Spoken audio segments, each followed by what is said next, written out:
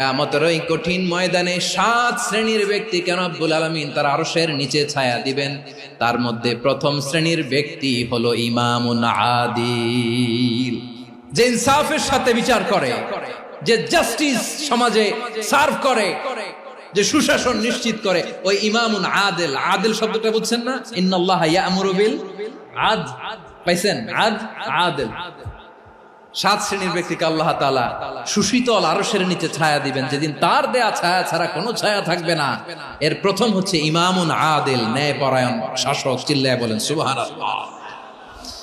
আবার বিশ্বনবী বললেন, ইন্নাল মুকসিতিনা ইনদাল্লাহি আলা মানাবিরা মিন নূর আন ইয়ামিনির রহমান। কিয়ামতের দিন যারা ন্যায় পরায়ণ হিসেবে আল্লাহর সামনে দাঁড়াবে, কিয়ামতের দিন রব্বুল আলামিন তার আরশের ডান দিকে ওই ন্যায় পরায়ণ লোকদের জন্য আরশের ডান দিকে একটা নূরের